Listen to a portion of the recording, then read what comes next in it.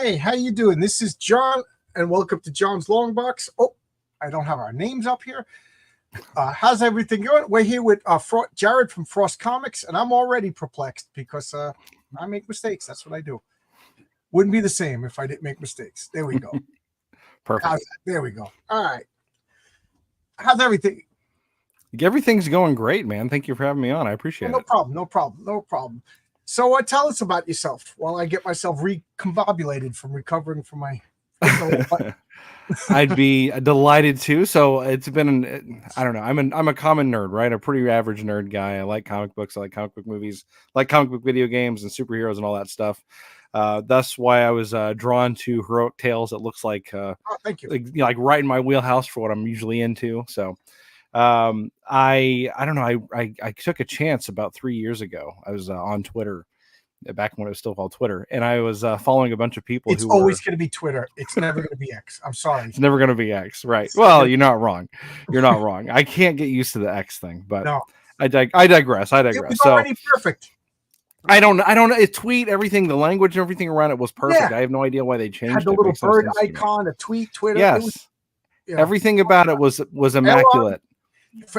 I'd say, Elon, you do three things really cool, and then you do like one thing really bad. Completely botches it. Yeah. I don't get it. So I was on Twitter, and I was following a lot of people who were in indie comics or talking about mainstream comics and had issues with them. And I've always been, years and years ago, I started seeing a trend in a lot of the media that I enjoyed.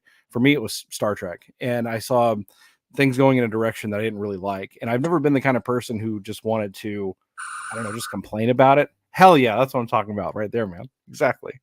So for me, I know that this is kind of divisive. Some people really like the movies. I didn't like the direction that the Abrams movies took it because I felt like it Abrams movies? Yeah. Oh, I thought they were just called Space Adventures.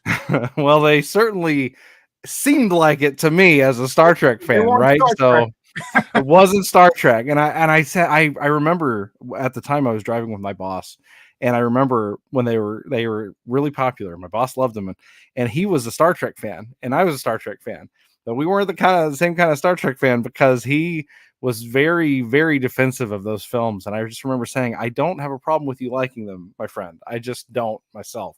And as a Star Trek guy, I gotta tell you why. But I have a zero tolerance policy. Like, I just cut something out. But like, if you want to like that, that's fine. Like, to me, there's 3 Star Wars movies. If you like it, that's fine. Yes. It's like arguing with people whether or not you like pineapple on your pizza.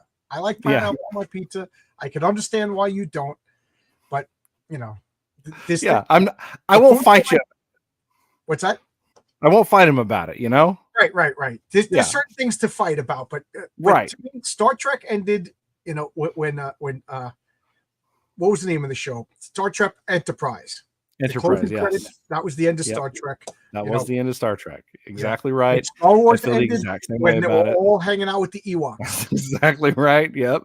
And feel the exact same way about that too. People forget that we hated the prequel so much that we to sell Star Wars to Disney.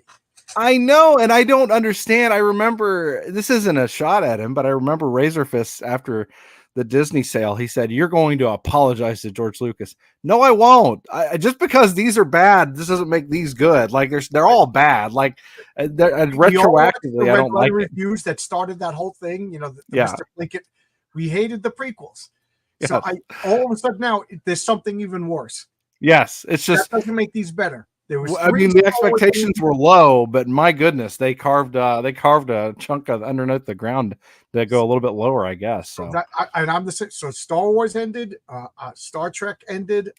Looks like Warhammer is about to end. Feels like it. Yeah, I think that 40K's numbers up. Stopped at the second edition, so you know, I'm cool with that. Marvel ended in 2015. Yep.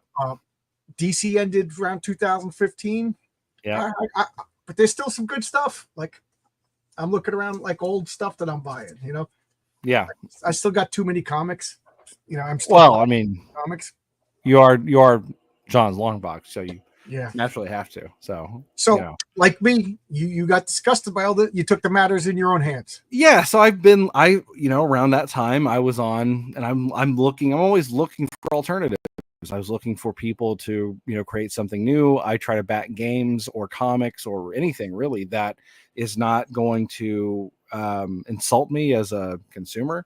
And so around that time, I was kind of noticing how many people were making indie comics, and it startled me. To this day, it actually still kind of startles me that there are so many people that are like-minded in the indie comic sphere. And so I don't know, I was following somebody, and he's like, hey, I'm looking for people to write scripts for me because I want to do a whole comic world. And I was like, well, what the hell, let's take a shot. So I wrote a script, and he liked the script. Now, nothing against this person, he's a friend of mine to this day. I'm not going to name names, but he sounds like a jerk.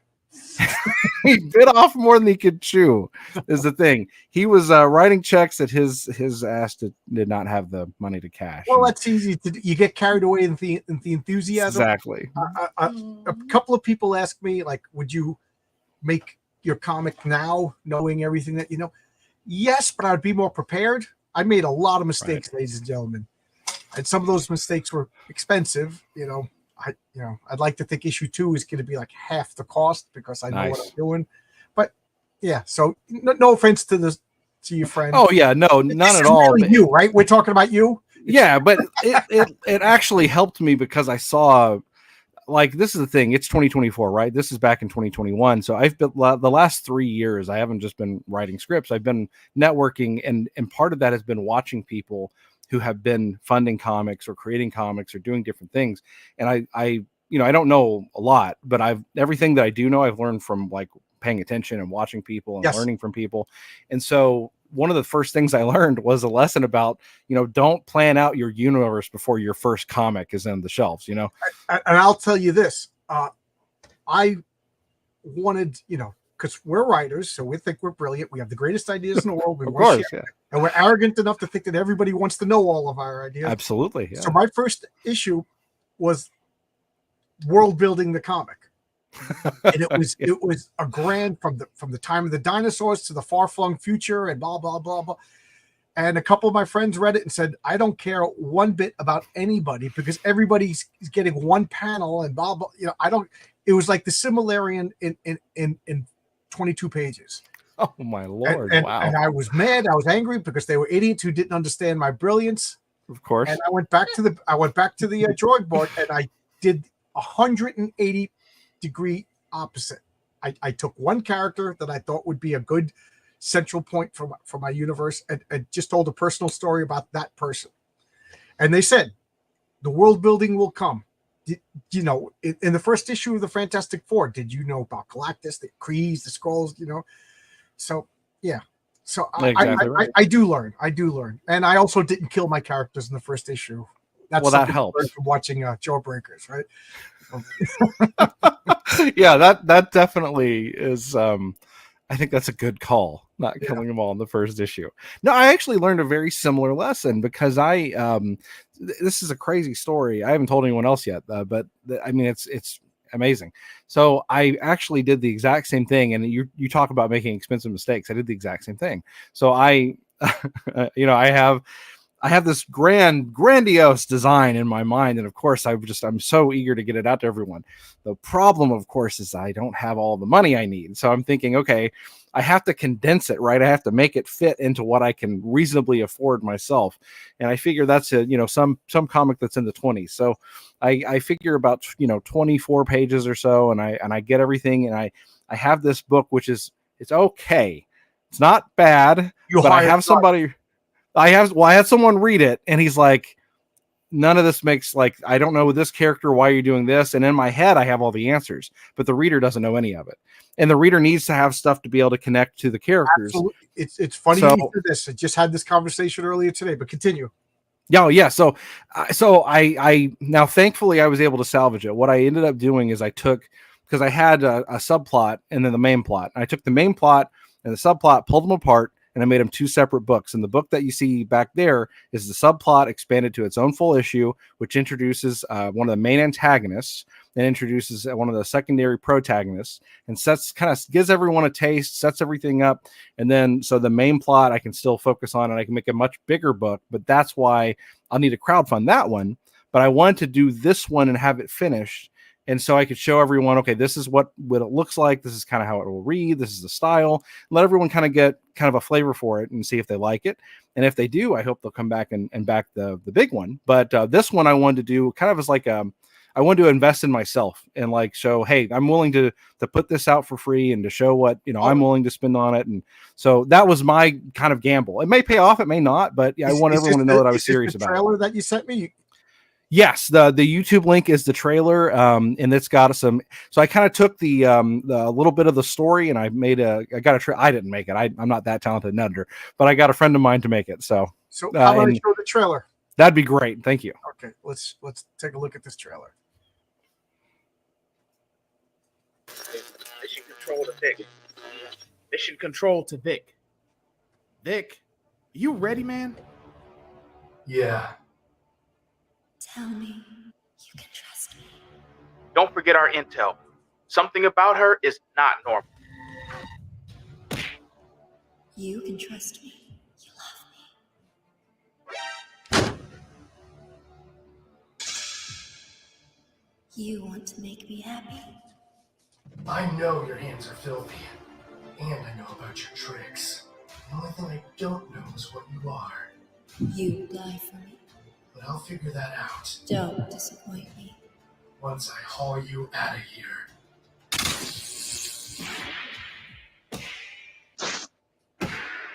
Who did you lose to make you this angry?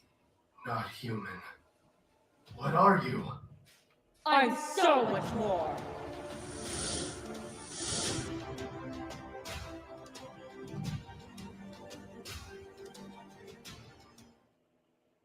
Cool. Thank you. That was made by Animane Sparkster. What's the name of the two characters? So the protagonist his name is Vic, but he goes by Ghost in the media. So I didn't want to give him like a hero nickname, but a name that the media would call him since he has a secret identity. And so you get both. You mostly hear him referred to by his friend who is guy in the chair.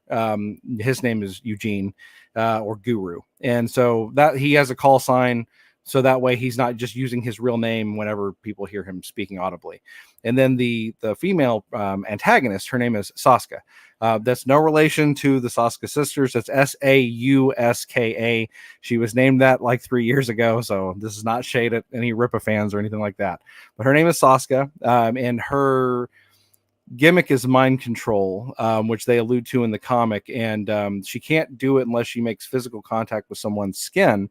So his armor kind of protects him until plot twist at the end. So it's kind of like an average, well, not average. I mean, he's very well trained. He's a martial artist. He's all that stuff that you love from your vigilantes, but he's kind of maybe out of his league because someone who has superpowers is in his path. So what could he do? So his training, like I said, he's got some judo, he's got mixed martial arts, he's got a couple other different disciplines. He's also a pretty good mechanic, although you don't really see that in this issue. This issue is about his stealth, his ability to strike quickly, using people's blind spots and stuff like that. You see him taking out members of the Bratva who are involved in what he suspects to be drug trafficking. And so he's trying to get close to her because she's connected to it. And he knows there's something weird about her, and he just doesn't know how she does it or what it is about her. So his idea is to get her and not so legally abduct her so he can find out what makes her what she is. And so you see him fighting, badass dudes, but he's taking them apart. And then he runs into this superhuman woman, and all of a sudden, like something's different. What does Sauska mean? I'm big on names. So it actually is a connection. I'd have to pull up exactly which one. It's been, like I said, it was years. But her name actually has a connection to an ancient goddess. One of the things that I did with all of the different names for the antagonists was I did try to connect them to different types of religions from ancient times, or from I guess just fallen civilizations. Mesopotamian, I think Babylonian was one or two of the characters as well. I'm sorry I don't have a good answer for this, but it actually connects back to an ancient Well, she's the god. She's the Hittite goddess of fertility, war, and healing. There you go. Thank you. Yeah, I'm big on names. Yeah, me too. I try to have a reason behind it. What it meant. I immediately is like, I got to know what it means. I don't know if you watch my channel or not, but a superhero name or a supervillain name, everything flows from the name. So if you're like, Sauska doesn't mean anything, or worse, it's my grandfather's name. But did I drop out there? Yeah, you dropped out. But I'm saying you took a name. I looked it up in 2 seconds. I know what it means. Good job. Yeah, thank you. Well, so she's a seductive character. She can use mind control, but I think she's very hey, what's up, Kay Ojo? She is very manipulative. There's a conversation that they have between punches in the book where she talks about how she doesn't really care or pay attention to the people that get in her way. She just is the yeah. Well, she's the worst. Like, she's the worst person that you could possibly meet, as far as like narcissism and everything like that. She very much thinks herself. Here she's identified with Ishtar, Isis, Astarte, and Aphrodite, Venus, and Amaterasu. So yeah, exactly. With that much pedigree, she don't care what you have to say. Yeah, she does not care. No, and that's reflected. Get out of my way. Yeah, and I gotta say, it was shocking to see a gut punch on a woman. In this game. When I saw that, I was like, ooh. I was actually kind of nervous about that because there's a page in my comic that I'm nervous about, and so far, I sent out the digital to everybody. If you didn't get the digital by now, check your spam filter. If it's not there, let me know. Just tell me your backing number, check it, and I'll send it to you immediately. But it's funny that the one guy. This is we're about you, but nobody's complaining on what I thought they were going to complain about. Yeah, and one guy, he was spot on with the criticism that he was like, in a moment of weakness, you changed this, right? And I was like, yeah, but that's neither here nor there. But I was just interesting to hear what people's views are. No, anyway, I've had some fascinating criticism as well, where when it's good criticism and it's like they're right about that, but it's like there was either a reason why you had to do it, or you couldn't do it, or you couldn't do something, but you're like, they kind of caught me on that one, and all you can do is say like, you're right. I've had some really good feedback. Cooper, Telepathic Bunny, the bad guy in my comic says, if you don't give me any trouble, you'll be home in time to watch Blue's Clues, and he says that dates the comic. And I said, well, the original line was, if you don't give me any gruff, you'll be home in time to watch Leave It to Beaver. And somebody said, I was confused because guys dress up as a 30s gangster. I have Art Deco buildings, and there's dirigibles in the air. So he said, and then somebody took out a cell phone, and he said, what year is this comic? And I said, it's 2020s. I said, this guy's just like a Batman villain. His shtick is he dresses like a 30s. So I said, oh my God, if this guy's confused, then somebody else is going to. And my whole thing, I've been railing about indie comics, is sometimes things are confusing. Like, we need as a group to work on our storytelling so that there's less confusion. So I erred on the side of less confusion. Like, I don't know, for some reason, Leave It to Beaver makes me laugh, but Blue's Clues is just as condescending. But I erred on the side of less confusion. So whatever. But anyway, I don't know. It seems like you could have gone either way. I think, like, I would have gotten it if his gimmick was in the 30s. Right. I put Science City 2024 on the first panel. Well, there you go. Yeah. You know what I mean? But still, I that's like, if anybody gets my comic and they don't like it, I'm sorry, Yeah. whatever, that's fair. Some people don't like pineapple on pizza. Some people do. Some people like redhead. Some people don't. If Right. you don't like it, but it's an honest, you just don't like it, whatever. But if you're confused, that bothers me. And that means I didn't do my job. You know what I mean? So I'm one of the things I've been railing about, and I'm not going to bring up old grudges, but I brought up a comic that was totally confusing. And I didn't have anything personal. I didn't dislike the person. I backed all their books, but I said this comic was unreadable as far as confusing. And that kind of dragged me through the coals. And the funny thing is, the next comic I read by the same person, I thought it was wonderful, but nobody remembers that. Everybody remembers the I know. Again, if it's confusing, I didn't do my job. Yeah. But whatever. Yeah. I completely agree with you.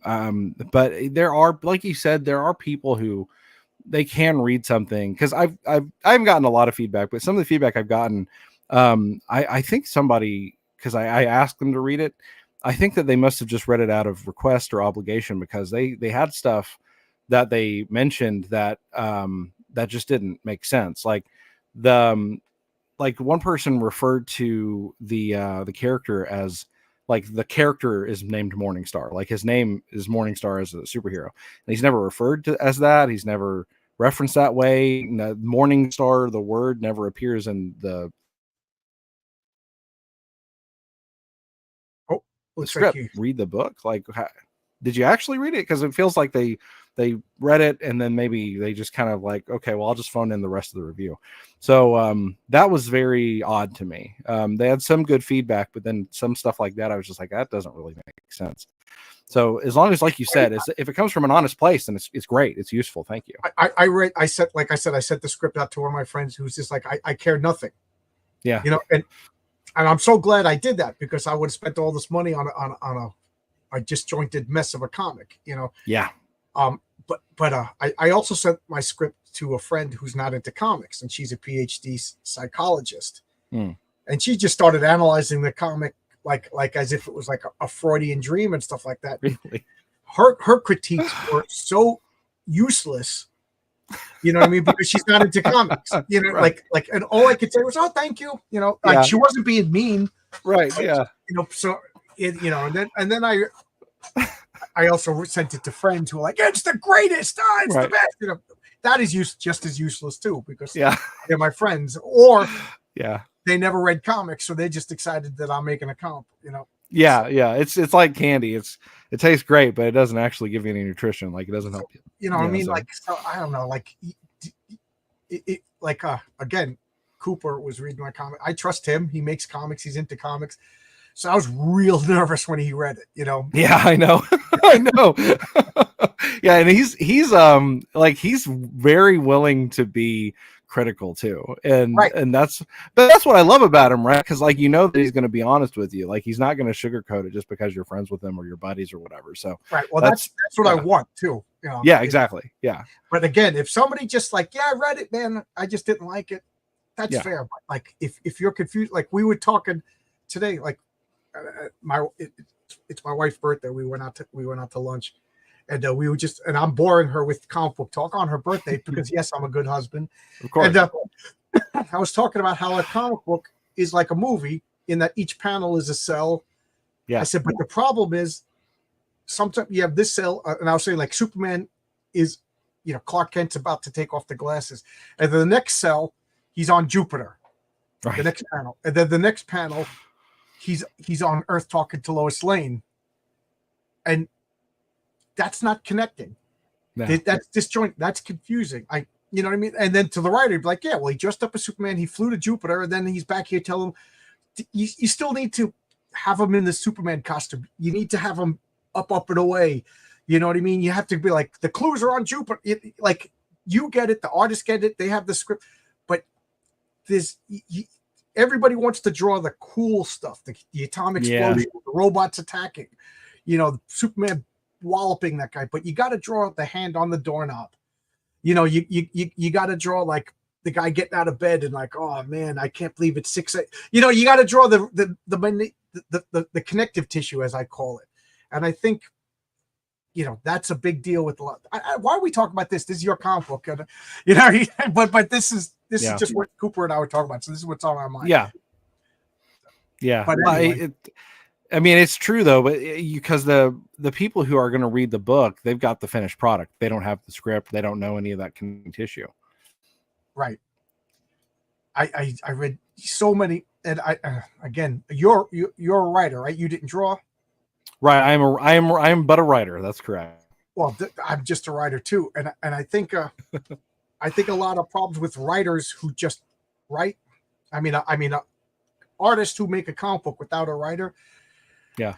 I think they're more interested in like this explosion, this rocket ship over here, this monster over here, and like I don't know. The guy putting the saddle on the horse may be boring, but you need that. The guy like putting the bullets in the gun, you need that stuff. But it's more exciting to draw the monster. Yeah, every once in a while I get a script from someone who is a friend who is also an artist, and it's a common thing that I see is that they want to just go right to okay, let's do the superpowers and the explosions and jump right into all that stuff, and I mean that sells comics for sure, but you definitely need like the connecting tissue. You need stuff that makes me care about the characters. That's called an image comic, right? That's Youngblood. That's right. Scream, Wildcats. That's all the everybody's posing. Yeah. And pouches. Yeah. And the perfect example is I brought it up multiple times over the weekend. I was talking with people. I met up with people for dinner at Comic-Con, and Prophet, that Rob Liefeld comic. It's unreadable. Yeah. Yeah. You gotta pace. You gotta get from each panel has to connect to the next panel like a slow movie. That's what a comic book is. But your brain, when you read it, it picks up the pace. But anyway. Yeah, that's my biggest concern. We're talking about my comic book when it's your time, but that's my biggest concern, ladies and gentlemen. If you get my comic, let me know. Did it make sense? Did it flow? Were you at any point confused? Yeah, same here. Yeah. And because if you missed it early on, or you didn't see that at the end of the trailer, you're just coming in. My comic is free. You can get it at frostcomics.com. It's a mailing list sign up. You sign up, and boom, you get a comic book. It's sent right to your email. And you can please send me feedback. You can email me. It's jared@frostcomics.com. You can let me know on Twitter. You can leave a comment on the trailer, whatever. I'm very happy to read feedback and just if you loved it, hate it. If you, like John said, if you just didn't like it. He freezing, but right here is proof. Here's the link right here. You can click on that link. It'll bring you right to Morningstar Comics.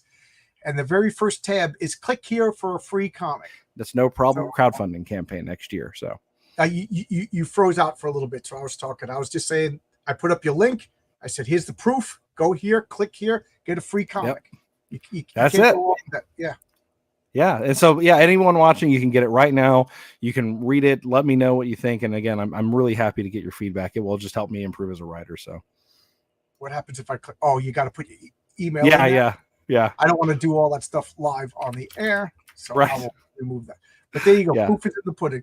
Yes, sir. What did Zach Dan say? Zach Dan always has some good. As a writer, it's easy to mentally fill in the blanks because exactly. Mm-hmm. Those who are primarily artists probably have other pitfalls to worry about. Yes, two different skills, and comic books needs both.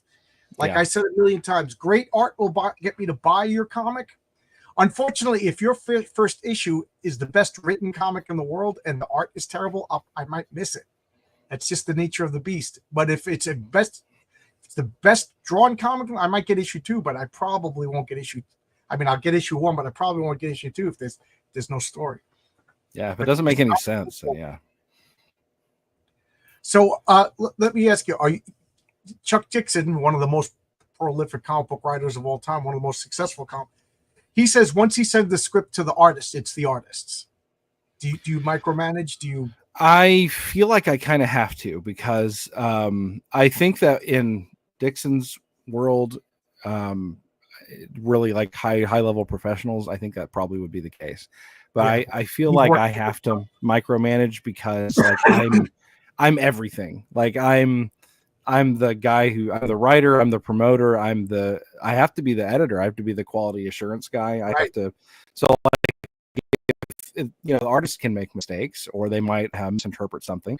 So if it's on me if there's an error that I miss that he could have fixed. Yeah, it's on both of us. I would say, if he misinterprets it and I was clear in my instruction, sure.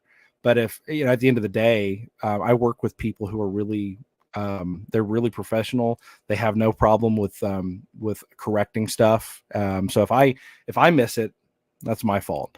And that's kind of one of the things that when I started in 2021, I really just wanted to do scripts. I just wanted to write it for somebody else and have somebody else Wouldn't promote that it. be And great to just right. Hit send and then Yeah. just start the next script and I don't have to worry about anything else? Oh my God, that would be a dream come true. But Here I am. Now I have a YouTube channel and I'm on. Yeah. So the YouTube channel is fine. I'm talking to you, but like what I'm saying is like, all the money's on me. What's the worst? Like I don't even mind paying for it because that's I got to pay Renzo. Renzo's got bills to pay. You know what I mean? That's honest. But I hate transferring all these files and converting from this folder to this folder and making sure I don't lose everything. And then, oh my God, where did that page go? I know. Oscar sent me this and I put it in the wrong folder. That stuff drives me nuts. I wish I could hire.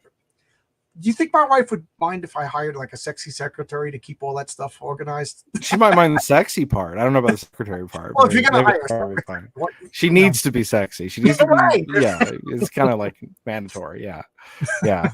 I think so. Maybe, I don't know. I think it's worth looking into at least, right?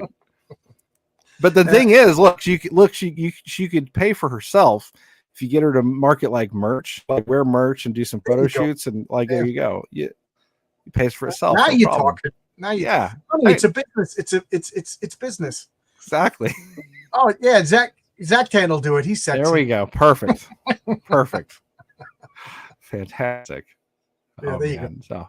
Yeah, no, I wanted to just do writing, but then I was like, well, I don't have any contacts. I'm literally like, and I don't mean this disparagingly against myself. I'm a nobody, Right, so I have to prove myself, so I got to get on live streams, got to make videos, got to get people to check out my stuff, got to get networking, got to meet artists, got to meet everybody. So, it's been 3 years of doing all this stuff and getting to meet people and.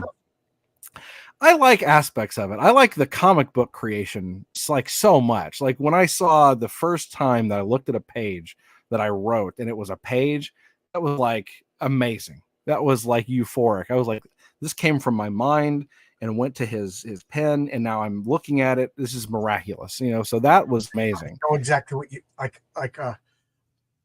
I sent Renzo a really bad drawing. Renzo Rodriguez, for those of you who don't know, is my artist on Heroic Tales. I sent him because I can't draw, otherwise I'd be drawing my own comic. So I sent him a bad drawing of the Patriarch, and he just drew. How about this? And I'm like, oh my God, that's so good. And then I sent him the whole script. I sent him the whole script, and then he sends me a page. The rough pencils. I was like, and then he sent the finished inks of page 2. The first page I saw was page 2. It was a splash page of the Patriarch. I'm like, oh my God, this is real. This is happening. Yeah. And then seeing it in color. So the first is actually seeing the finished pencil, then seeing it in color for the first time. Yeah. And you know what really, really like made it real was a lettered comic. Yeah. I'm like, oh my God, like I didn't realize like, oh my God, this is lettered now. This is a comic book. This was all just like a vanity project or an experiment. And now I guess the next step is I'm hoping today. I got 2 packages out for delivery today. I'm hoping it's the prints, So yeah, that'd be so cool. I mean, I haven't physically held one yet. It's live on Fund My Comic right now. Issue number 3 of the Mythicals, Fund My Comic. Yes, Hojo's awesome. Yeah. Actually, Hojo was on a project with me before I did this. So we were both part of Out of Obscurity, and we had one of the people who was contributing a story drop out, and so we were actually kind of trying to figure out, okay, well, we don't want to shortchange the people who backed it, and I talked to Luke, and I was actually able to put this book, Morningstar Chronicles 1, actually in Out of Obscurity, so people are going to get like that whole book gets like another almost 30 pages of stuff that they get. So cool. That was really cool. Yeah, Hojo's. I look forward to the Mythicals. Oh yeah, there's another guy who just gets it. He just gets Yes. Yeah. Hojo gets so much of it. And I keep telling, almost yelling at friends of mine that are like, I'm trying to promote. I can't get anyone to sign up. I can't get anyone to do this. I was like, watch Hojo. Do what Hojo does. Figure out what, like, just emulate what Hojo does. He Figure doesn't that have out. a YouTube channel, you know? Right. Yeah. That's what I tell them. And sometimes they listen. Sometimes they don't. Yeah. But whatever. So I like I say, do you like do it? Like I started doing a YouTube channel and started talking to people before I even thought of doing a comic. I just like talk about comic books with people. And then once I started doing a comic, I realized it's nobody else's responsibility but me to promote myself. You know what I mean? Like, you know, just because somebody else has a channel doesn't mean that they owe me promotion. So, you know, Stan Lee is dead. To me, he was the comic book cheerleader. And without him, we all got to do it. But so many guys, they hate it. You know, I always say this. I guess comic books is an introvert's hobby. I think you're right. Let me ask you something, because you went from making your channel to making your comic, because you've done reviews, and like you said, I know exactly which book got you into hot water. How do you feel going from reviewing comics and giving an opinion to then making your own comic? Like, what is that like for you? And like, are you worried about people's like? Oh yeah, I'm very worried to the point like if I sent out the digital comics in the past couple of days, and if I recognize the name, I'm like a little kid, you know, like I'll give them 24 hours. And I'm like, Jared, did you like my comic? You know what I mean? Like I'm trying not like, I know. You know, you go on a date with a girl and it's your first date. You're like, did she like it? I liked her. You can't call her up and ask her, did you have a good time? But you know, that's what I want to do to every. Oh, I recognize that guy. Yeah. Oh, I recognize. And then I'm pretty good. I think I reached out to 3 people. Did you like my comic? Because I know I'm going to get attacked. I know a few people. This is the way I look at it. Okay, you're running for president. Jared for president. You get elected president, and when you shake hands with people, it cures cancer. Okay, so you're shaking hands with as much. 20% of the people are going to love you. Yeah. Doesn't matter what you do. You can kill a baby. 20% of the people are going to love you. 20% of the people are going to hate you. Oh my God, he's curing cancer. Doesn't he know? Like, yeah, that puts doctors out of work. Why didn't he cure this guy's cancer? You know, and then so that leaves 60% of the people who will, all right, they'll give you a fair shake. Yeah, you know what I mean. So what? That's the way I look at it. There's going to be people that just they like me, so they're going to like my comic, which I appreciate. You know, that's nice. I'm not going to say anything bad about that. There's going to be some people that don't like me because I said this about something, or I you know, somebody else that they like this doesn't like me, and there's nothing I could do about it. So I got to win 51% of that 60%. You know what I mean? And if those people are fair, I think I gave a really good comic. I mean, I'm biased, of course, and I'm toning down everything because I don't want to sound boastful or anything, but you know, but I'm prepared. There's going to be a couple of people, but I will vouch that my comic is unassailable. If you can't criticize the art, you can't criticize the coloring, you can't criticize the lettering.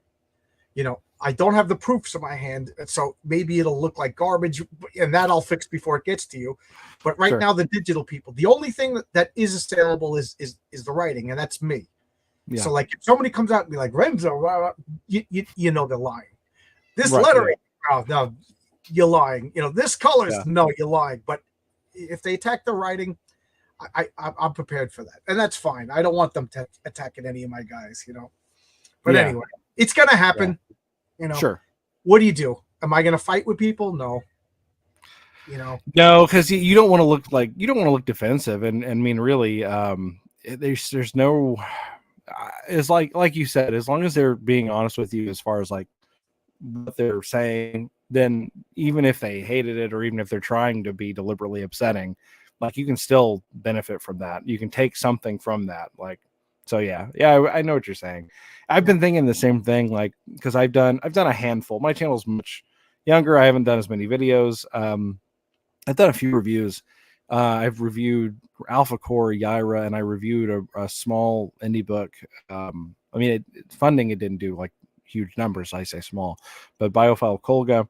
And I had a couple other people who they enjoyed the videos. So they reached out and said, hey, can you review my comic? One of them, and again, I'm not naming names, but one of them was so bad. I was like, the best thing I can do is not review this because I can't lie. And if I'm honest, then everyone will just think I'm an asshole. So right. That's been my policy for day one is I only talk about comics that I like. Mm-hmm. So then a couple of people started getting on my case for, whatever. And then a couple of people like, man, I sent him my comic and he didn't talk about it. He must hate it. And so I'm trying, if you send me a comic and I hate it, I'll reach out to you. I don't want to do a bad review, but like I did 4 bad reviews on my channel, and one of them nobody cared because it was way early in the beginning. One of them nobody could argue because it was just a really bad Marvel comic. People thought it was funny, you know what I mean? Yeah. And you know what I mean? Like this is, and everybody agreed. Everybody, even people don't like me. Like, yeah, that's objectively a bad comic. And then one of them, everybody, well, I'd say it's very divisive, and I'm being squirrely on purpose. One of them, I said I didn't like this comic, and nobody cared. And then they said, "Oh, you like that?" I'm getting excited. And then the last comic that I did is a bad review. People attacked me. Oh, you're so negative. You don't know what you're talking about. I'm like, that's why I don't do bad reviews, because nobody cares if you do a good review. That's true. That's true. Or I shouldn't say nobody cares. Nobody attacks you if you do a good review. But it's hard, but it is hard to get a good quantity of views for a video where it's really positive. A Rippaverse stand. I said, I didn't like Isom. But you didn't know that. You just knew that I didn't like Godlike, and now you're attacking me because if I don't like Godlike, I must like Eric July. No, I'm fair. I didn't like either one of them. Now I'm mentioning names hard not to. But you know what's funny? I like the Megastorm, the one that everybody hated because it was graphic and meat, but it was well written. The one everybody hates is the one I like. The one I'm supposed to like is the one I hate. But the bottom line here is I'm being fair. Yeah. So, but yes, I just like you. A couple of people sent me links of comics, and I just didn't like them. Yeah. And I'm not, I don't want to hurt anybody's feelings, and I don't want to crush anybody's dreams, So yeah, because that's the thing too. Like I think I can review something that's like that I don't like. If I can review it and I don't like it, but there's things that I can give praise to, or I can say you might still like this, and so that's why you should check it out. Then I think that's one thing. But like if it's just like there's some stuff that I think they're like objective problems, like objective versus subjective problems. If it's like an objective problem or objectively bad art, where like I can look at the art and it's like I don't like the style, that's subjective. If I look at the art, I don't know what the hell is going on. That's a problem with the art. Like that's not me. Like I showed it to people that don't know anything, no context. They're like, "What is this?" I'm like, "I don't know. You don't either. That's bad art." So like objective things like that, that's where it's like, okay, I probably, if it's subjective and I don't like it, and it's objective and I don't like it, then I probably just need to not say anything about it, because that's just not going to help anybody out. I'm just going to get hate on me. Well, the reason why the thing about this comment right here, Hojo, comic writers are overrated. That's what got me so mad about Godlike, is if you're going to go around and say that writers are overrated and whatever, and then the thing that's wrong with your comic, because I did like the art in Godlike. I like the colors, I just thought the story was really, really all over the place, and it was hard to read. Like when I was done with the comic, I was like, I don't even know what the main character's name is. Like I had no emotional connection. I like, was his name Romulus? His name wasn't Romulus. Then who was Romulus? Things like that. And just to show you, I'm very loyal to Zach. I hated the new Jawbreakers. It took 2 years. He brags that, nobody remembers comics, that were on time. And I'm like, well, I remember this comic that's 3 years late, and it's a disjointed mess. And it boils down to we went throughout the multiverse and got different versions of our characters, and we formed the team. And we all hate that when Marvel does it. So why do we like it when Jawbreakers does it? And he bragged that, trust me, it's different. I did a lot of research. What research? It's basically you went through the multiverse, you got a new version of the same old characters that you killed in the first. You should have made up new members of the team. or tell old stories, you know. But What I a tell you this, Rick and Morty answer that is. don't kill Yep. your characters unless you mean it. Yeah, because then the death is meaningless. Right. Yeah. But anyway, so yeah, there's my 5th bad review, the new Jawbreakers book. And I want to like Zach. I still like Zach. He's trying his damnedest to get me not to like him. You know, his video yesterday irked me. But What was Come on. yesterday's about? just about the critical drinker going after a girl actress. It's like, you're a 40-year-old man and this girl's 26. Zach, you're a 40-year-old man. You went after Heather Antos for 5 years. What You know, is? Does he you have made your something name against going drinkers? after Heather Antos. You made your name going after T. Franklin. You made your name going after, you know, all of these female right. But critical drinker can't make fun of whatever this idiot girl's name is who insulted her audience before the Snow White movie. There's Oh no yeah, her. you know. So I'm like, physician, heal thyself. You know. Oh geez. He seems to really have. And then his defensive AI art is really, really weird. He's defending AI art. Yeah, he can't wait to use it. He can't wait to use AI art. You know, Wow. I mean, he showed the new what's the name of the artist? Declan Williams. He drew an X-Men comic, and it really is bad. And then he just said like 4 troopers storming a complex, soldiers, you know, with high-tech military weapons. And I got to admit, the image that came up with was really cool. And it was effective in that showing how boring a Marvel comic was. But to say he can't wait until the AI gets better, that he could have consistency and just use AI art, I'm like, why is anybody backing your books?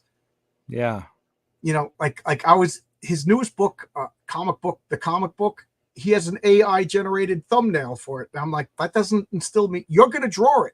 You couldn't tell me the day before you went live, you couldn't draw on what you were going to do and use that as your thumbnail. Like, so I didn't back, you know, sorry, everybody. I'm trying not to be negative, but I thought this was, so again, I learned from my mistakes. I'm not going to be using AI. I'm not going to use AI thumbnails, you know.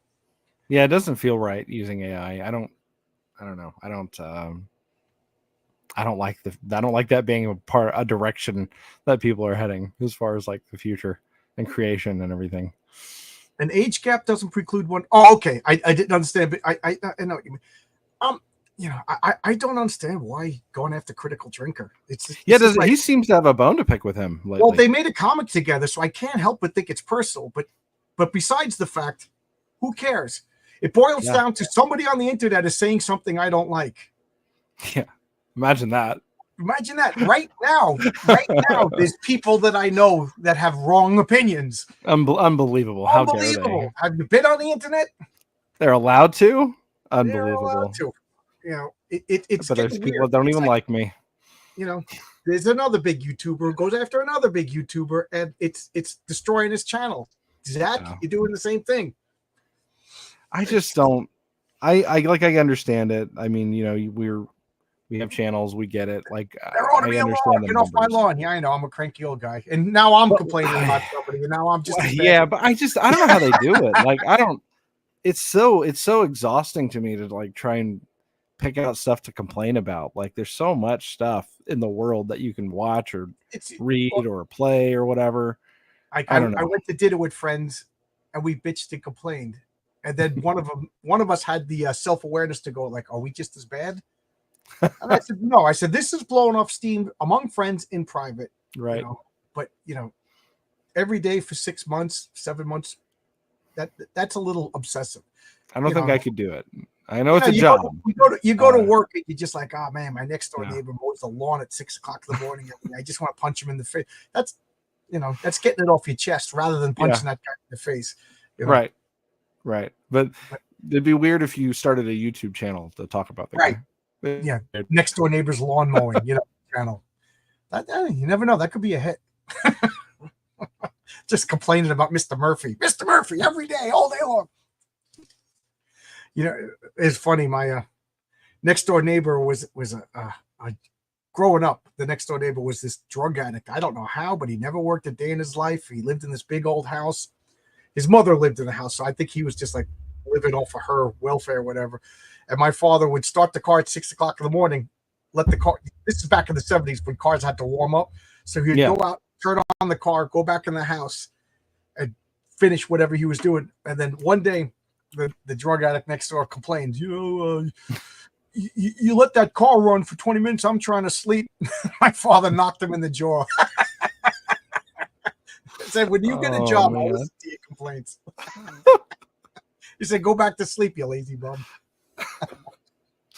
I'm sorry about my internet tonight. I'm not sure why it's acting up. Yeah, every time it freezes, I tell a story. So sorry. Well, you're sorry doing great.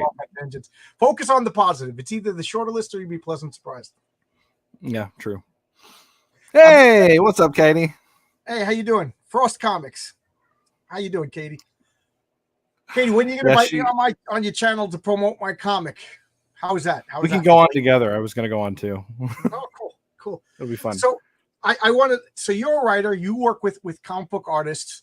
Have you ever gotten pages that you were just like, I don't like this. This needs to be redone? I did, but it was when I was it was when I just started and I was getting scammed. So I am embarrassed almost that I tried this, but yeah, I met somebody and started working with them, and like I got the first few pages. I'm sorry, DM me, Katie. I'm hustling. Always got to be hustling there. Absolutely. So yeah, I was getting back pages and I was like, this doesn't look right.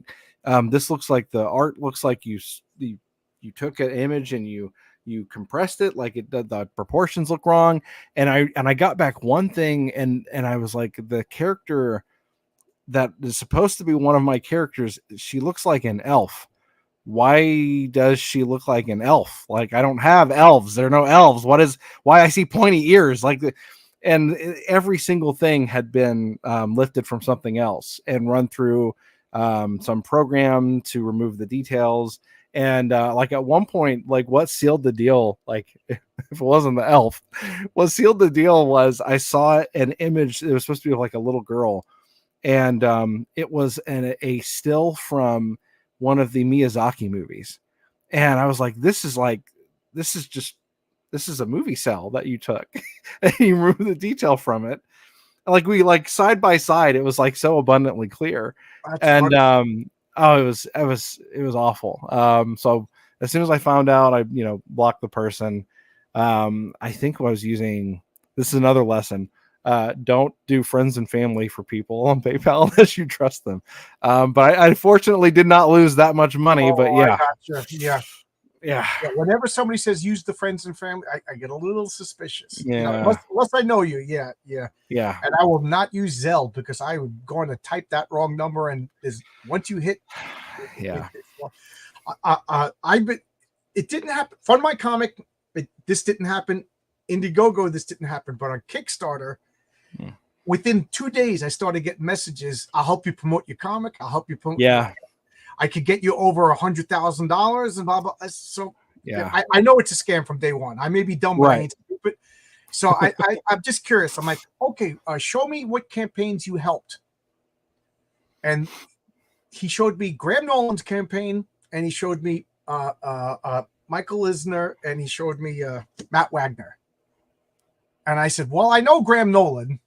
He doesn't need your help. Matt Wagner is a legend, and Michael Eisner has been doing it probably more than anybody. You didn't help them. I said, so then he sent me a board game. I said, well, I'm not making a board game, but it said Marvel.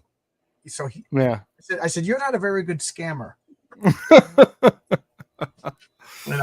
Yeah, they're all over the place, and they're constantly but it's funny that it's only Kickstarter that I got scammers. But I reached out, and a couple, like I asked for graphic designers, I asked people to make logos stuff, and I got a bunch of scammers. And thank God, after I went through a whole bunch of people, I started to realize, well, I didn't realize other people, I think it was Hojo, like pointed me to people that I actually knew. I didn't know they made logos. So I was able to get people who were already on my channel. So that worked out. Like it was the kind of people that I would trust, friends and family on PayPal with, Yeah, yeah. I mean, like that's the thing. Like I still, my concept artist, I still use friends and family, but like she's been with me literally for 3 years. She's been doing art for me. So like at this point, I'd send her diapers for her kid. You know what I mean? Like I trust that woman implicitly. But like other people who are like, oh no, I can get you 5,000 people on your mailing list. You just have to, just have to send me some money. How is this gonna work? Yeah. How does any of this work? I caught one of them because they said, oh no, I can do art for you. And I was like, who have you worked for? Because they can never really give me a good answer for that, for the artist scammers. Someone actually said Cooper, said telepathic money. So I was like, really now? So I immediately went to Cooper. I'm like, did you work with this person? And he's like, this person is a scammer, blocking. I'm like, okay, thank you. Appreciate it, buddy. Yeah. So again, I'm not going to mention names, but I had one guy reach out to me yelling and screaming that I stole his artist. Really? Yeah. You told him wow. not to work with me. I said, I never encouraged anybody not to work with anybody. Like I don't own anybody. I'm not the master of the plantation. Everybody, do whatever you want. I said, so I reached out to one of my guys and he was like, yeah, that guy was insane. Like literally like the whole page is done. And then, I rewrote the page. Do it again. Well, then you got to pay me again. Well, yeah, come on. And, Hey, MSK, what's up, man? Hey, MSK, how you doing? Was that RJ? RJ from the Fourth Age is a guy that I will owe an eternal life debt to.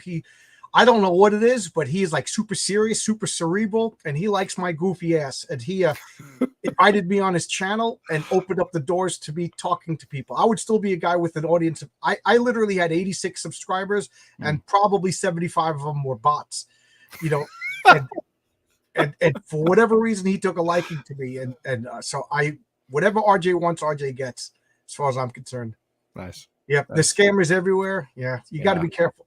And RJ, maybe I'm telling tales out of school, but he hired an artist and paid him some money. And then the guy never showed up. I think he sent them, somebody swiped work to get another couple of pages and then disappeared. And the funny thing is, independently, I was like, I like this guy's work too. So there you go. And speaking of the greatest people, though, this is Oscar. He's the colorist for the backup story, Unheroic Tales of my comic, and he's going to be the colorist for the Mary Sue in my issue 2, and he's the artist and colorist for Eddie is Doomed. That'll be our 3rd comic. What a talented guy. What a talented guy. Yeah, 2 white guys talking. Change the channel. Nobody wants to see this. It's not diverse enough. Not diverse enough. True. 2. What state do you live in? Assuming you live Tennessee. in Tennessee? Yeah. What's your web? Which, again, I'm surprised by how many people I talk to in comics that are in Tennessee now too. Yeah. I think it's like still affordable, so people are like moving.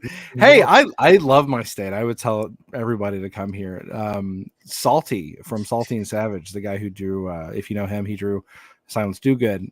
He he was on my channel. he's in Tennessee. And he's one of the few the good ones from California that moved over here that I welcome with open arms instead of saying, "Oh, go, no, don't come over here." He's one of the good ones. When I moved to New Mexico, people like, you're from New York, like I'm like, I didn't come here to change your laws or whatever, but right. Yeah. But that's one of my pet peeves is when you leave. I had an argument with a rare political argument with a mainstream guy, and he's telling me, vote blue, vote blue. I said, didn't you flee New York and move to California, move to Florida? I said, I don't care what your mouth says. Your ass is saying red. Yeah.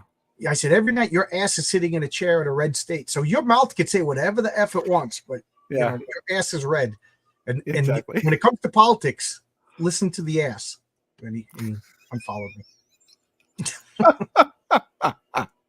That's awesome. Yeah. To one of my childhood friends, we lived in Flushing, and he's just so, you got to do this. You got to. Then as soon as his wife got pregnant, he moved to Nyack, New York, which is a Republican district. And I'm like, why move? Oh, the school district's great. You should see the property values. And I said, oh, go figure. I said, do you hear what you're saying? I said, here's the demographics, I said, Yeah. so, and that's why I said, I don't care what your mouth will say. Your ass is red. Exactly. Yeah. Exactly. That's exactly right, man. Actions are better than words. Yes, yes. Unless you're black. MSK is going to get me canceled. I actually, the time of canceling is over. Well, I told this is just really related to, I guess, blackness. So maybe I think I'm qualified to talk about this part. So Animane is also black, and his comic is about black characters. And he successfully funded. He was on Kickstarter, but he was talking to me, and we were talking about ideas for like reward tiers or add-ons and stuff like that. I said, have you considered doing an inward pass as an add-on? And he said, well, it's a good idea, but I don't know if I can pull it off or not. I said, well, I'm just saying you're legit. You might be, if anyone, I couldn't do it. You might be able to do it. Maybe you could do it. I don't know. It's like Ricky. I guess It is Ricky Berman. Ricky Berwick. Yeah. Berwick. Yeah, he has the retard pass. Exactly. Exactly right. How goes the night? Hi, Lord Zart. Going well. It's going well. Yes. So that begs the question. So right now you have a free comic book that we could go and download. I'll put up your link one more time. Yep. Where is it? Right here at Frost Comics. You could click on this and you just put in your email and you get a free comic. That's right. So this is preparation for a bigger comic that you're going to crowdfund? Right, that's the goal. I want to crowdfund next year. I'm hoping around the fall, and it's going to be 64 pages minimum, if not more. And I really want to introduce everybody to a bigger story, and the main antagonist of this book. She's a huge part of the second book. So this one was kind of a way of introducing her to people. I think that she's a villain that people will really love to hate. And I think that that'll especially be true after the next year's book if we pull it off. So this is kind of a way of introducing what I can do as a writer, what the artist can do as a artist, and what we can do with a book. And like I said, just kind of investing in myself, and I'm hoping that people enjoy it and that they'll want to come back for the big one. And if they do, then hey, they've got a free way to find out. I can just say, hey, campaign is starting. It's campaign time. Yeah. That's cool. We've been talking for an hour now. I usually try to keep these at like close to an hour as possible. Anything that you want to say that I talked too much and didn't give you a chance to up? No, I thank you so much for having me on. Seriously, you've had a lot of friends of mine on, and I genuinely love that channels like yours and A Drink with Crazy and Katie's exist, because like even before I started trying to do this as a writer, I liked that there were places like this where I could go to find alternatives, and you giving a voice to smaller people is just awesome. And so like a sincere thank you from me as a reader and a writer. RJ's here. It's time to close it down. That's pretty much my policy. When RJ shows up, we turn everything off. Now, A Drink with Crazy, that's a channel I don't know. I'll check it out. Yeah, his name's Royce. He's a cool guy. He's friendly to pretty much everybody. And thank you, Katie. Yes, I am the best debate moderator as well. So what did you guys debate? Well, I try not to debate because I want to be friends with everybody, but I like to host debates, and I've hosted a couple of debates between very pro Rippaverse people and very anti Rippaverse people. Now, was it a friendly debate or did it get nasty? It's fairly friendly. The two sides very clearly don't like each other, but usually I can keep it pretty friendly. Because, again, like every Friday night I have a debate show. I love that show. Yes, like the nerd debate show. Yeah. Yeah, it's called It's Clobbering Time. It's an open invite. Anybody wants to come in and talk. And it's fun. Now, if you want, like I did Cyberfrog versus Isom as an It's Clobbering Time. We managed not to get hot and bothered. Yeah. But I mean, that's really fun though, because you get to talk about just characters and power sets and stuff like that. But like the crux of the debate that I've hosted has been quality of writing, stuff like that. And so if you have people who are like they really love the Rippaverse, and then you have people who really are critical of the Rippaverse, it's hard to marry those two together in a friendly way. Now it helps. I would say that. Yes, I would.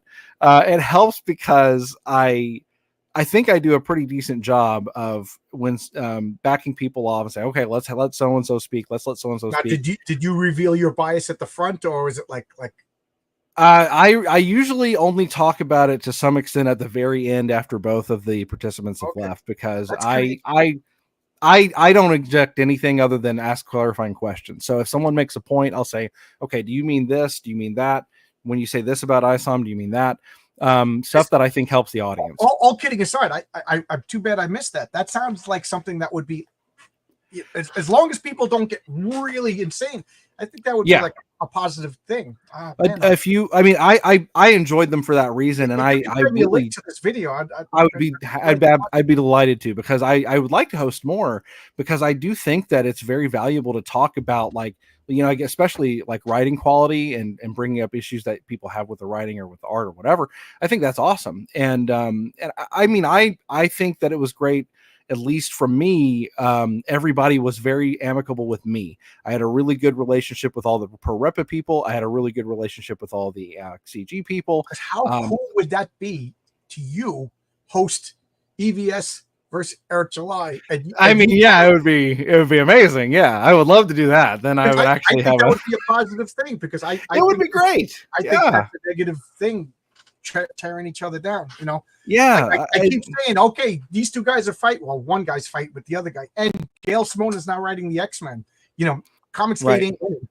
You know, yeah, exactly. You Yeah. see, that the problem is that I do have an opinion, and so I did a review of Yaira. It wasn't exactly positive, so some people on the Ripa side have a knee-jerk reaction and think that I'm a detractor or something. And Katie would call herself a detractor. I would call myself just a critic. And I read Yaira, I did a review, and I'm done. I don't focus on it. I don't care. I probably won't read more Ripaverse stuff, but that's not, that's just because I read a couple of issues. Wasn't for me. No big deal. Good luck. And I go about my way. That's the way I'm with everything. So I explained, I think, in a logical, fair way, why I didn't like ISOM 1 and 2, and I just noped out. It basically, but when I heard that the Ripper comics were on sale for $5, I'm like, I'm in. Right.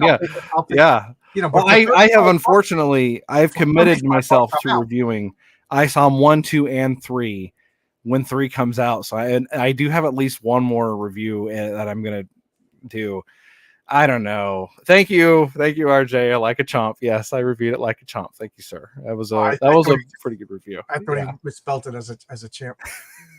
Yeah, just be honest. Yes, that's exactly right, Katie. That is exactly what I try to do, and I try to have a little fun with it. Like, if you watch the Yaira review, I made a joke about like one of the sisters, and then I put in the text, I said, I don't know if she actually did this or not, but I'm just going to blame her anyway. And it was clearly a tongue-in-cheek joke. So I would like them. I know they would never watch my review, but if they did, I would hope that they would get a laugh out of it, because at the end of the review, I was just like, look, if you like this book, that's great.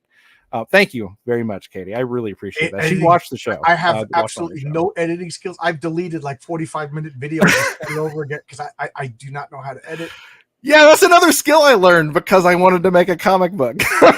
Right. So what the hell? I remember, I got I was like, this panel, I don't like this panel. Yeah. And I didn't want to hurt Renzo's feelings. Then I'm like, do I have to ask Renzo to redraw a whole page? Yeah. And I couldn't sleep that night. I said, well, if I couldn't sleep, then it needs to be fixed, Yeah. And so I just asked him to fix, and I'm not joking. He fixed it in like 13 seconds. He was like, and I said, was it a big deal? He said 3 taps. And it took me a while to understand he draws digitally. 3 taps got rid of it. You know what I mean? So I love it. But anyway, I did.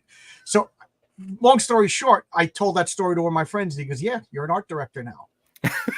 Yeah. I just want to tell a story about superheroes now. I know. All these different hats that you have to put on for it, it's crazy. Yeah. But I do not want to be, I'm a comic book editor, but I do not want to be a video editor. Yeah, I don't blame. I enjoy it. I really do enjoy it, but the amount of time that it takes in the editing bay is astonishing, and it usually ends up like being because I'm a father of 3. They're very little, so I'm in between my day job, my children, my wife. It's like, okay, well, it looks like we're staying up late on this one, and it's like, several times throughout the course of several weeks, and I'm like, through sips of coffee, I'm like, okay, I think it's good to go. So yeah, that's my video. I had a few people offer to be my editor, but I'm like, what do you want to do it for free? Because Right. Right, exactly. My channel barely makes enough each month to pay for StreamYard. Your channel makes enough, yeah. Yeah, that's nice. Yeah. So again, anything that you wanted to bring up that I? No, I mean, I appreciate it, and everybody watching. Again, if you're just coming in late, RJ, we have to bail. It's frostcomics.com. You go in there, pop in your email, you get a free comic book emailed right to you. It's a 28-page PDF, 22 pages of story, 2 pages of a splash page, and just some thank yous and some you get to see a preview of the cover art that we're going to be launching in the campaign next year. One of them is really cool. It's actually a cover that is an homage to Hybrids Trash Day that Luke did, and so Luke actually drew that for me, so he made a cover for me based on one of his covers. So that was cool. Thank you very much, Katie. I really appreciate that. God bless you too. I want to ask you, and I'm not boxing you in, and I'm not trying to trap you, but have you decided which platform you're going to host your I'm going to try to do it on Fund My Comic. I believe in the platform, and I've seen your campaign launch there. It had great success. Phenomena Nova launch there, had great success. Hojo's been really successful on it. So I want to try to, if I can, I want to do the whole campaign. If I can fund it all on FMC, I'm going to go that route. Now, if I have to go and dip into some other, I'll do what I have to do. But if I can, I'm gonna really drive hard, campaign hard for FMC, and that's where I'm going to launch. Yeah, I launched on Fund My Comic. I can't believe how well I did. A couple of people told me I was making a mistake, and I told myself, well, this is just the start. This is just to get the bugs out. Then the real campaign will be elsewhere. But I got 218 backers on Fund My Comic. That's awesome, man. That is so awesome. I can't complain. Congratulations, bro. Seriously. And then I'm going to bring this down, and because the Kickstarter campaign is done, so there's no need to bring it back up. But where am I? I'm hitting the wrong button. Okay. This is Indiegogo. It's live right now. I got 10 backers. Right. So I got like 60 backers on Kickstarter. I can't complain about that. But as far as I'm concerned, I'm done with Indiegogo. I found it to be. I don't like the fact that they just add in a tip. I hate that. And when I found out that they count if you do tip, they count the tip against you for taxes. That really. Oh, I didn't know that. You didn't know that? Yeah. Ask Hojo about it, because his wife's an accountant and they were doing the taxes after his campaigns, and Indiegogo 100% guaranteed, confirm it with Hojo, they will take the tip, they will count it toward you when they send the tax documents, even though you don't get any of that, and they will count it for you, against you, for your taxes, instead of counting it for them. Hey, thank you, Lindaverse. I appreciate that. I didn't know that. But yeah, so I'm done. Brian Bow launched Wolf and Batsy on Fund My Comic, and he's up to almost 10 grand already in like 2 weeks. Wow. So JDA had a really good launch too. After he lost his he lost the campaign, I think, was it on Kickstarter, and he wanted to Fund My Comic. Yeah, they booted him. Yeah. So I'm with Fund My Comic. I'm Fund My Comic till the wheels come off. Same here, man. Been above and beyond helping me. Like I told these stories ad nauseum, but I made every mistake in the world. Like the day of the launch, I updated something, so it had to be reapproved. Right. So 2 hours before launch, I'm getting a 404 error. I call Luke at his house. He's having dinner, and he's like, "Hey, yeah, how you doing?" I'm like, "Stop chit chatting me, effing fix it. I get fixed already." Like I was out of my mind, and then I messed up the Stripe payments. He was on the phone with Stripe for hours. On a 3-way call, because I was too insane to fix it. So whatever. Yeah, he did the pre-press for my comic. So I'm with Luke to it. But I also think I sabotaged myself by I put one cover on Fund My Comic, one cover on Kickstarter, So I think all the people that were like super enthusiastic for my comic, they backed, and they're done. So they, not to say that I saved the best for last, but this Gustovich cover, which is outstanding, is dying on the vine. You know, It was a really nice. Yeah, it's a really nice. I think cover. if I put all 4 on Fund My Comic, I'm not even joking. I think I would have doubled my numbers. So live and learn. Yeah. Well, I'll try to learn that lesson myself. If, Learn if from I my go mistake. multi-platform. Yeah. Like if you do go on multi-platform, offer the exact same thing on every platform, because a couple of people are like, I wanted to get all of your covers, but if you get this cover on Fund My Comic and you get this cover on Kickstarter, you get this cover on Indiegogo, that's $30 in shipping. You know what I mean? That's So so I'm gonna put when Indiegogo's done, I'm putting that cover on Fund My Comic.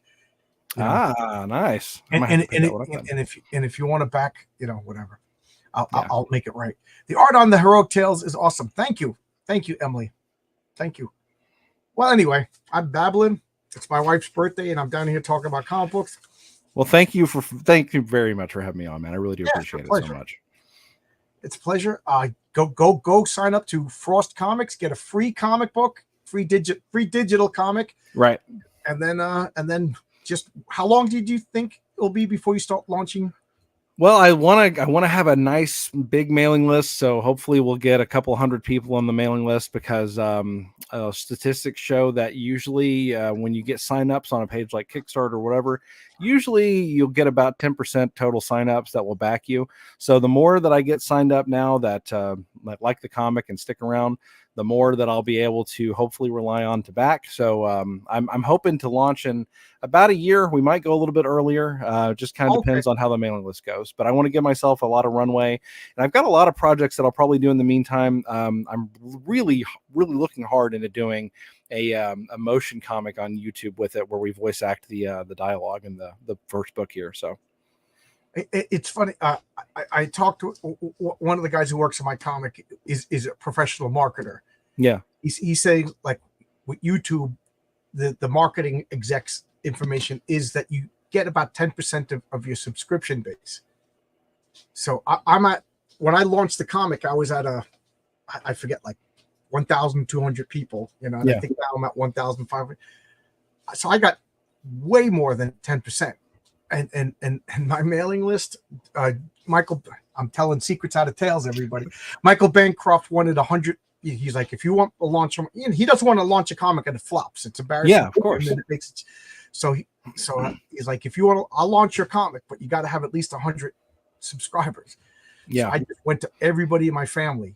So I didn't have us. And we got like 78 people just from like my cousins, my brothers and sisters, my nieces and nephews, and then like we got like 23 other people so we got 102, and I haven't done anything with the mailing list since, So well, I don't want to spam them, but I kind of want to just let them know, like, hey, no, but what I'm saying is I haven't pushed it. I haven't even checked. I probably still have like 103 on the mailing list. So my question is, like, should I be doing more mailing lists? Ask me in a year. I'll be able to tell you yes or no for sure in a year. Is anybody in the chat? We got like 100 people watching. Does anybody have a successful campaign? Like, how important is the mailing list? Because I'm of the opinion, because Fund My Comic now, I have 218 email addresses. Mm-hmm. That's now my mailing list. When I'm going to do my second, right? This Fund My Comic, like, I could just, update and send that out. I got 60 people on Kickstarter. That to me is the mailing list. The Substack, sorry, Michael Bancroft, that was just so I could get launched on Michael Bancroft, and I haven't touched it since. Sorry, Mike, he hates me now. Maybe he won't watch this part of this video. Yeah. I signed up for the mailing list. By the way, your website blocks browsers that block Facebook. Ooh. My website or Frost? Yeah. Mine, the Villains Vigilantes forum. Yeah, there's something with that forum that, if you talk about me, that's something that we know about. We've been having nothing but problems with my Villains Vigilantes. Oh, Frost. Me. Okay. Oh, good. So forget what I said. Everything's perfect with my Villains Vigilantes website. True, I get updates. I'll have to look into that. Thank you, Dale. Okay, we got a bunch of people watching. Do you guys pay attention to the updates? I am the worst. I get an update, I delete it unread, and then somebody, like a year, especially with board games, I'm like, why didn't I get this board game? And they're like, oh, you didn't fill out the survey, or we asked updates on your address. And I'm like, oh, okay. Whoops. Yeah, I had to go through a couple of hoops to try and get it so that my stuff would not get sent to the spam folder. I still had a couple of people tell me that it went there, but I don't think there's much else I can do. But I do have a really good. I'm using Kit to peek behind the curtain. Kit's really good, and they have a really good support team. So I can actually, Dale, I can actually ask them about that, and I really appreciate you giving me a heads up on it. Yeah. We don't know until we find out. I did not know what I didn't know until I did it, and I tell you, I made every mistake possible on every step of the way. Second issue, it'll be smooth sailing. And just so anybody knows, we're halfway done with the Mary Sue story. There's going to be 2 stories in issue 2, a third story if we hit a stretch goal. So we are a fifth done with the comic already. Nice. And somebody was asking me today, when do you plan to launch? I'm not even going to consider it until I'm done with fulfillment for issue 1. Yeah. And that'll probably take all of November. December, I'm not going to launch a comic, with Christmas. So January, February at the earliest for issue 2. Okay, Dale. Dale. I tried ahead, sorry. too many campaigns. I have to scour my email, figure out what books. Yeah. Going forward, that's going to be easy to figure out. The answer is only Rock and Roll Ninja. That was really good. Drawbreaker, I don't know. The last 2 Drawbreakers were forgettable. But anyway, before I get too negative and somebody clips me and puts me on a Comicsgate drama channel, right? So I'm going to close it down. Yeah. Anybody? A lot of people watching. Thank you guys for watching. Thank you for watching. Frostcomics.com. Get a free comic. Let me know what you think. Watch the trailer on my YouTube channel. Comment there. Send me an email. Shoot me a tweet. Whatever. Thank you for your time. Thank you for hosting me, John. Thank you for everyone in the chat. What was the name of the really YouTube channel that you recommended? I'm sorry, about which one? You mentioned 3 YouTube channels. You said mine, Katie's, and then there was a Drink with Crazy. Yes, Drink with Crazy. I want to go check it out. Definitely check out Drink with Crazy and watch my debates on my channel too. Everybody. Oh, send me a link to your debate for sure. Yeah, if you, because I'm gonna go. It's my wife's birthday. I'm gonna go spend time with her. So just remind me of Drink with Crazy too. Right, Drink with Crazy. I'll send that to you. And bye, everybody. Thanks for watching. Bye.